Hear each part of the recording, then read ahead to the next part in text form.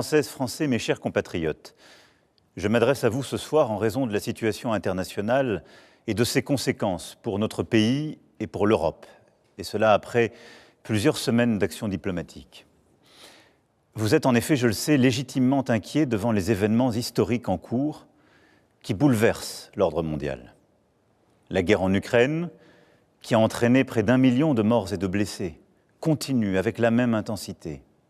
Les États-Unis d'Amérique, notre allié, ont changé leur position sur cette guerre, soutiennent moins l'Ukraine et laissent planer le doute sur la suite. Dans le même temps, les mêmes États-Unis d'Amérique entendent imposer des tarifs douaniers aux produits venant d'Europe. Enfin, le monde continue d'être sans cesse plus brutal et la menace terroriste ne faiblit pas. Au total, notre prospérité et notre sécurité sont devenues plus incertaines et il faut bien le dire, nous rentrons dans une nouvelle ère. La guerre en Ukraine dure maintenant depuis plus de 3 ans. Nous avons, dès le premier jour, décidé de soutenir l'Ukraine et de sanctionner la Russie. Et nous avons bien fait, car c'est non seulement le peuple ukrainien qui lutte avec courage pour sa liberté, mais c'est aussi notre sécurité qui est menacée. En effet, si un pays peut envahir impunément son voisin en Europe, alors personne ne peut plus être sûr de rien, et c'est la loi du plus fort qui s'applique, et la paix ne peut plus être garantie sur notre continent même. L'histoire nous l'a enseigné. Au-delà de l'Ukraine, la menace russe est là et touche les pays d'Europe, nous touche. La Russie a déjà fait du conflit ukrainien un conflit mondial. Elle a mobilisé sur notre continent des soldats nord-coréens, des équipements iraniens, tout en aidant ces pays à s'armer davantage. La Russie du président Poutine viole nos frontières pour assassiner des opposants, manipule les élections en Roumanie, en Moldavie. Elle organise des attaques numériques contre nos hôpitaux pour en bloquer le fonctionnement. La Russie tente de manipuler nos opinions avec des mensonges diffusés sur les réseaux sociaux. Et au fond, elle teste nos limites. Elle le fait dans les airs, en mer, dans l'espace et derrière nos écrans. Cette agressivité ne semble pas connaître de frontières. Et la Russie, dans le même temps, continue de se réarmer, dépensant plus de 40% de son budget à cette fin. D'ici 2030, elle prévoit d'encore accroître son armée, d'avoir 300 000 soldats supplémentaires, 3 000 chars, 300 avions de chasse de plus. Qui peut donc croire, dans ce contexte, que la Russie d'aujourd'hui s'arrêtera à l'Ukraine? La Russie est devenue, au moment où je vous parle et pour les années à venir, une menace pour la France et pour l'Europe. Je le regrette très profondément. Et je suis convaincu qu'à long terme, la paix se fera sur notre continent avec une Russie redevenue apaisée et pacifique. Mais la situation que je vous décris est celle-là et nous devons faire avec. Alors face à ce monde de danger, rester spectateur serait une folie.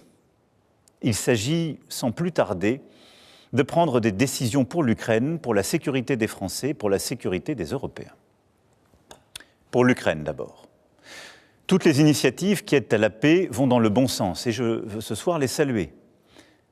Nous devons continuer d'aider les Ukrainiens à résister jusqu'à ce qu'ils puissent négocier avec la Russie une paix solide pour eux-mêmes et pour nous tous. C'est pour cela que le chemin qui mène à la paix ne peut pas passer par l'abandon de l'Ukraine, bien au contraire.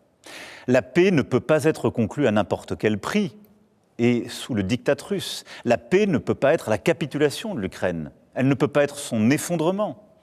Elle ne peut pas davantage se traduire par un cessez-le-feu qui serait trop fragile. Et pourquoi? Parce que là aussi, nous avons l'expérience du passé. Nous ne pouvons pas oublier que la Russie a commencé d'envahir l'Ukraine dès 2014 et que nous avons alors négocié un cessez-le-feu à Minsk. Et la même Russie n'a pas respecté ce cessez-le-feu.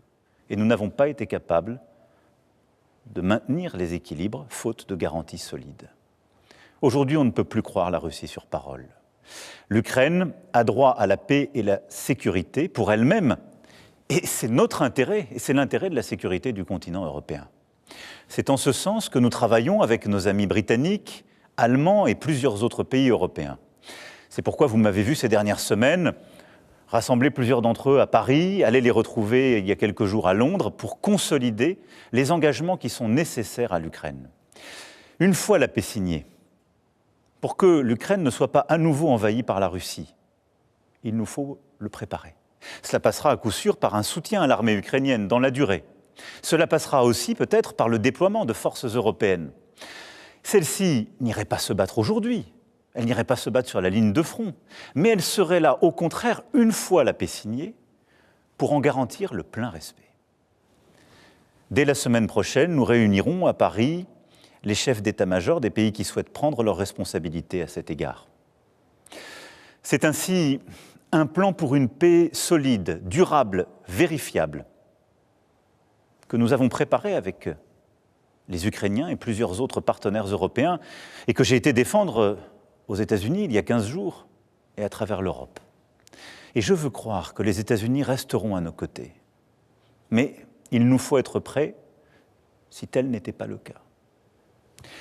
Que la paix en Ukraine soit acquise rapidement ou non, les États européens doivent, compte tenu de la menace russe que je viens de vous décrire, être capables de mieux se défendre et de dissuader toute nouvelle agression. Oui, quoi qu'il advienne, il nous faut nous équiper davantage, hausser notre position de défense, et cela pour la paix même, pour dissuader. À ce titre, nous restons attachés à l'OTAN et à notre partenariat avec les États-Unis d'Amérique.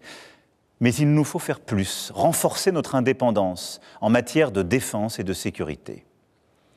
L'avenir de l'Europe n'a pas à être tranché à Washington ou à Moscou. Et oui, la menace revient à l'Est. Et l'innocence, en quelque sorte, des 30 dernières années, depuis la chute du mur de Berlin, est désormais révolue. À Bruxelles demain, lors du Conseil extraordinaire qui réunira les 27 chefs d'État et de gouvernement avec la Commission et le président du Conseil, nous franchirons des pas décisifs. Plusieurs décisions seront prises que la France proposait depuis plusieurs années.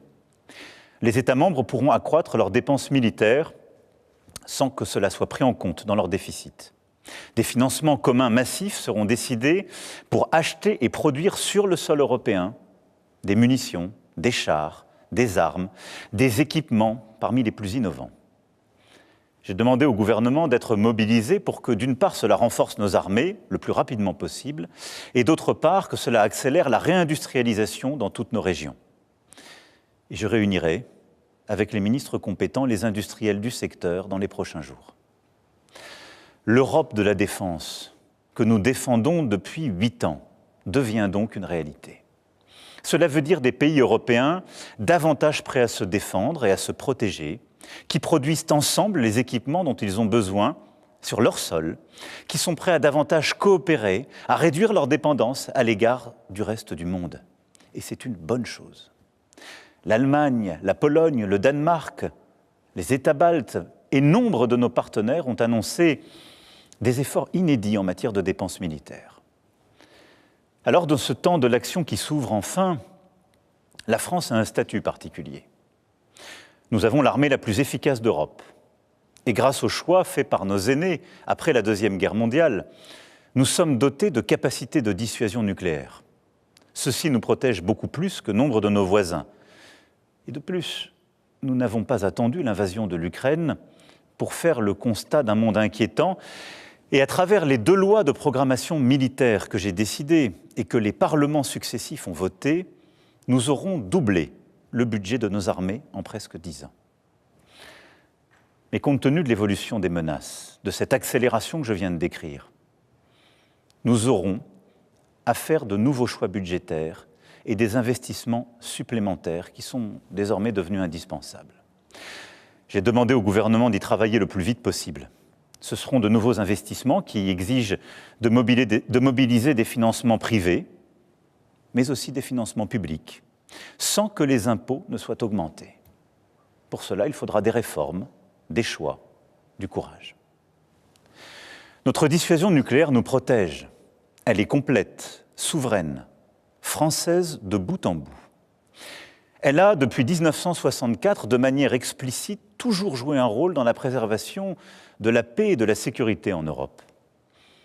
Mais répondant à l'appel historique du futur chancelier allemand, j'ai décidé d'ouvrir le débat stratégique sur la protection par notre dissuasion de nos alliés du continent européen.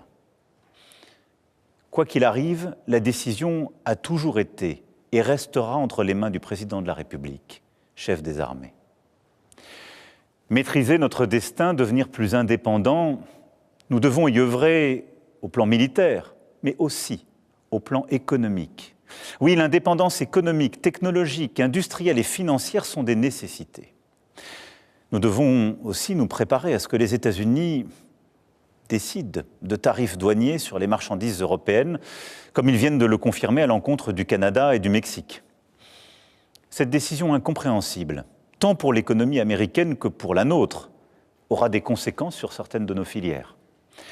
Elle accroît la difficulté du moment, mais elle ne restera pas sans réponse de notre part.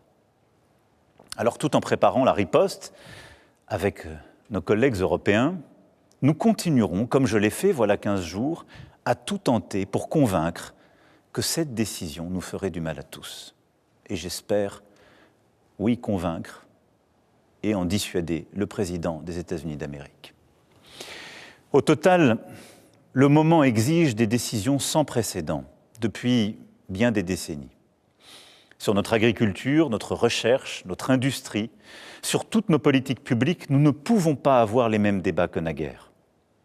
C'est pourquoi j'ai demandé au Premier ministre et à son gouvernement, et j'invite toutes les forces politiques, économiques et syndicales du pays à leur côté, à faire des propositions à l'aune de ce nouveau contexte. Les solutions de demain ne pourront être les habitudes d'hier. Mes chers compatriotes, face à ces défis et ces changements irréversibles, il ne faut céder à aucun excès, ni l'excès des vainqueurs, ni l'excès des défaitistes. La France ne suivra qu'un cap, celui de la volonté pour la paix et la liberté, fidèle en cela à son histoire et à ses principes. Oui, c'est ce en quoi nous croyons pour notre sécurité, mais c'est ce en quoi nous croyons aussi pour défendre la démocratie, une certaine idée de la vérité, une certaine idée d'une recherche libre, du respect dans nos sociétés, une certaine idée de la liberté d'expression qui n'est pas le retour des discours de haine, au fond une certaine idée de l'humanisme. C'est cela ce que nous portons et qui se joue. Notre Europe possède la force économique, la puissance et les talents pour être à la hauteur de cette époque. Et que nous nous comparions aux États-Unis d'Amérique et a fortiori à la Russie, nous en avons les moyens. Nous devons donc agir en étant unis en Européens et déterminés à nous protéger. C'est pourquoi la patrie a besoin de vous, de votre engagement. Les décisions politiques, les équipements militaires, les budgets sont une chose, mais ils ne remplaceront jamais la force d'âme d'une nation. Notre génération ne touchera plus les dividendes de la paix. Il ne tient qu'à nous que nos enfants récoltent demain les dividendes de nos engagements. Alors nous ferons face, ensemble. Vive la République, vive la France.